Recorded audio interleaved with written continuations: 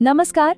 आज हम बात करने वाले हैं उस एक अदृश्य शक्ति की जो हम में से कई लोगों को अक्सर पीछे खींच लेती है, और साथ ही हम ये भी सीखेंगे कि वो अटूट आत्मविश्वास कैसे बनाया जाए। तो चलिए इस सफर की शुरुआत करते हैं। कभी ऐसा महसूस होता है कि काबिलियत तो बहुत है, हुनर भी है, लेकिन जब उसे दुनिया के सामने लाने की बारी आती है तो आवाज ही नहीं निकलती। और ये बात सिर्फ यही नहीं रुकती, दिमाग में एक से बढ़कर एक आइडियाज आते हैं, पर उन्हें किसी से शेयर करने की हिम्मत ही नहीं होती, और वो सारे बेहतरीन विचार बस दिमाग में ही दबे रह जाते हैं। और यही हम असली मुद्दे पर पहुंचते हैं। हमारे पास सब कुछ है, क्षमता, विचार, प्रतिभा, लेकिन एक चीज है जो हमारे रास्ते में खड़ी हो जाती है, और वो है डर। तो देखिए, यहाँ जो सबसे गहरी बात समझने वाली है वो ये है कि प्रॉब्लम हमारी काबिलियत में नहीं है, असली मुद्दा है खुद पर भरोसे की कमी। ज्यादातर लोग इसलिए नहीं हारते कि वो कमजोर हैं, बल्कि इसलिए हारते हैं क्योंकि उन्हें अपनी ही ताकत पर यकीन नहीं होता। तो सबसे पहले ये समझते हैं कि आखिर ये कॉन्फिडेंस, ये आत्मविश्वास होता क्या है, क्योंकि शायद ये वैसा नहीं है जैसा हम में से ज्यादातर लोग समझते हैं।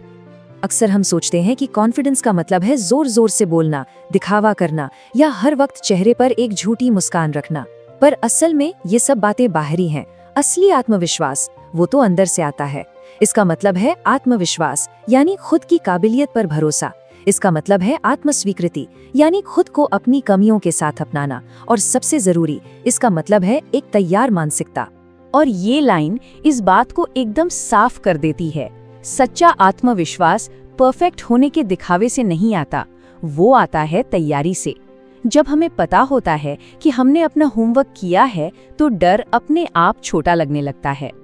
अच्छा, तो सवाल ये उठता है कि ये डर ये आता कहाँ से है? चलिए इस अदृश्य दीवार के पार झांक कर देखते हैं।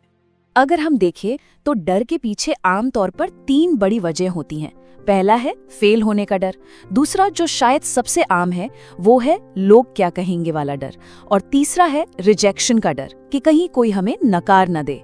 लेकिन डर के बारे में जो सबसे जरूरी बात समझनी है वो ये है कि डर असल में अभी इस पल में मौजूद नहीं है।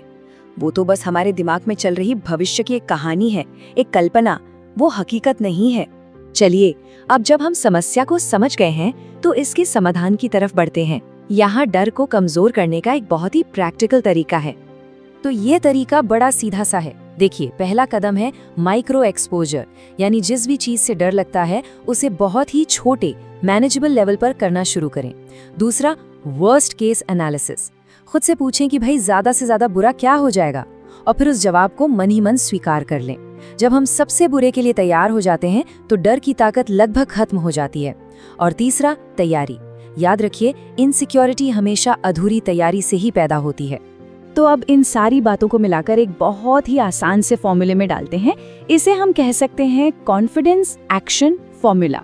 और वो फॉर्मूला है क्लैरिटी, यानी ये साफ साफ जानना कि करना क्या है, प्लस तैयारी और प्लस एक्शन, यानी उस काम को असल में करना। जब ये तीनों चीजें मिलती हैं तो उसका नतीजा होता है आत्मविश्वास। अक्सर लोग सोचते हैं कि पहले कॉन्फिडेंस आएगा फिर काम करेंगे। सच तो ये है कि ये बिल्कुल उल्टा काम करता है। लेकिन हाँ, इस रास्ते पर चलते हुए कुछ आम गलतियां हैं जिनसे हमें बचना चाहिए। जैसे कि लगातार खुद की तुलना दूसरों से करना, हर चीज में परफेक्ट होने का जुनून रखना, ये उम्मीद करना कि हर कोई हमें पसंद करेगा या हमारे काम को सराहेगा, और अपनी पुरानी गलतियों को बार बार दिमाग में दोहराते रहना। ये आदतें हमारे आत्मविश्वास को दीमक की तरह खा जाती हैं।